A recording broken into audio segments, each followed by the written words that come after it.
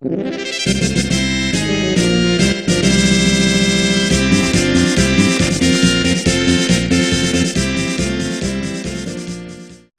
Dwellers, to stay up to date on all the latest news, reviews, openings and of course weekly programming, just click on the little guy here in the corner to subscribe and you'll get notifications when the newest content lands. Please enjoy the video. Hello Dwellers and welcome to another gaming top 10, and today we're counting down the top 10 Nintendo 64 games. After this, let us know any of your favourite N64 games in the box below, and of course drop any ideas you have for any top 10s you'd like to see here.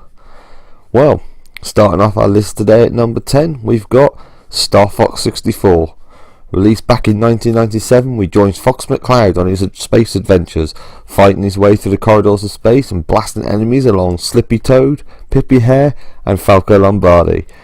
Flying through on your R-Wings, you played this reboot of the original game that came from the SNES, and it brought the game to a newer day and was a hit across the market.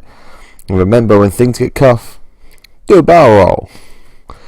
In at number 9 we have Pokemon Snap. This, back in released in 1999, will put you in the shoes of Todd Snap, because, you know, Nintendo likes to keep it cheesy. As Todd, you travel around safaris armed with different cameras, apples and a selection of Pokeballs. You travel around grabbing the best moments and snap those little and large creatures from red and blue. And, well, before you know it, you're taking just one more go at that level to try and get that perfect shot. Landing in at number 8 is Mario Party. Now, this was released back in 1998 and it became known as the ultimate multiplayer game for a good time. Playing with up to 4 players, you take it in turns to roll the dice. The games you land on are the games that you have to then play at the end of the turn. And, well, there was an endless supply of games it seemed when you played this, and loads of stars to be won. The question was, could you manage to win all the stars and keep your friends? Our next entry at number 7, well, we've got Conkers Bad Fur Day. This was released by developers Rare back in 2001. It was one of the later games that would close up the N64's line. It allowed you to play the adventures of Conker, which was a awesome, beer-swilling, foul-mouthed red squirrel who enjoyed breaking the fourth wall and smoking his way through countless cult references and basically throwing every slur he could possible that they could get away with. This 3D platform basically was made because the first version was the cute and sweet version of Conker, and, well, Nintendo decided we already had Banjo Kazooie, so the remake came back out as an attitude-based Conker who swore and vomited his way into our hearts, and doing it whilst he beat down a giant mighty poo who wants to throw his well, you know the rest. And flying in at number 6 we had Star Wars Rogue Squadron. Now, this is another Star Wars game that came out, but when this landed in 1998, it proved that you don't need to have lightsabers to make a good game for the series. Rogue Squadron put you in the pilot seat of various spacecraft from the Star Wars universe as you unlocked more vehicles, and it allowed you to blast around open space levels and completing certain missions, and of course, working your way through until you could unlock the Millennium Falcon, which is what every real Star Wars fan really wanted. And in at number 5, well, the game that so many people associated with the Nintendo 64, as they do with every Nintendo console, it's Mario 64. Now, the N64 launch of this most popular plumber back into 3D was in 1996.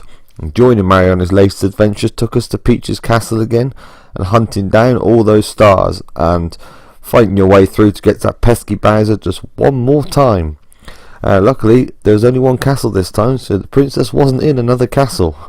But finally breaking Mario into this 3D world proved to be an enhancement to the game far beyond the classic side-scrolling look, which, as popular as that still is, it just blew people away at the time, and that's why it's known as one of the most classic games that ever hit the market.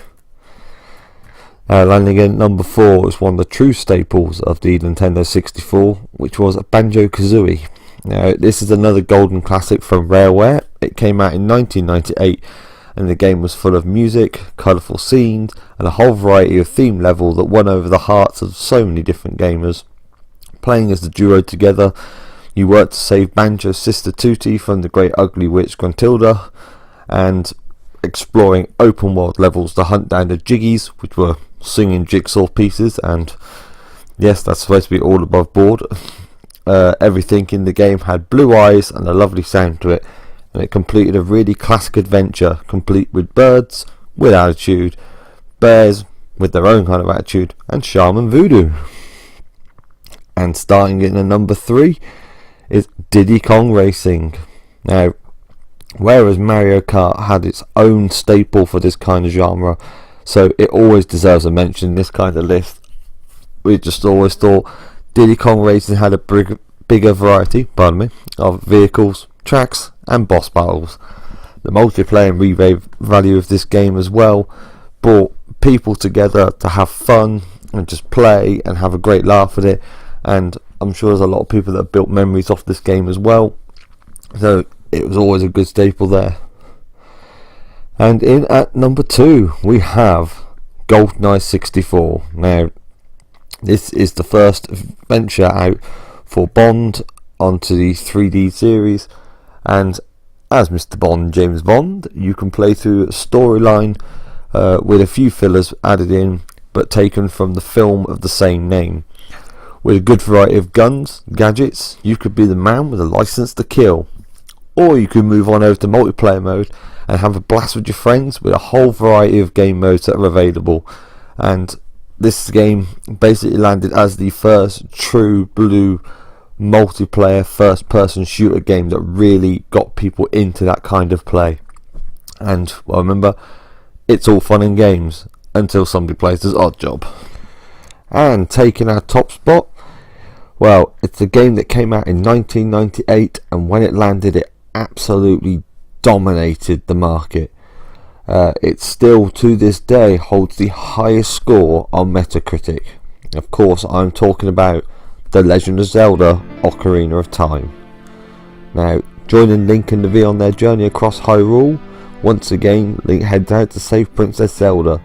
This was a game that perfectly combined adventure, puzzle, exploration and mini games, and they bundled it up with beautiful graphics and most amazing musical score, and tied it all together as well with the rich storyline.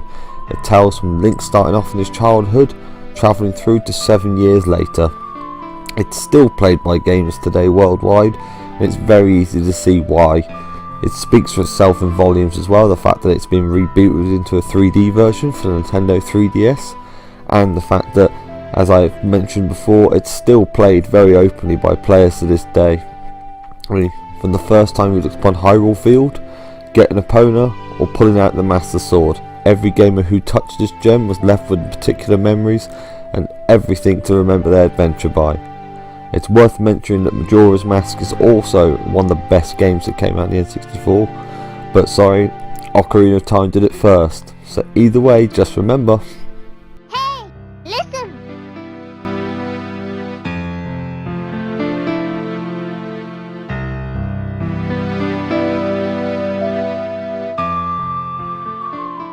What did you think?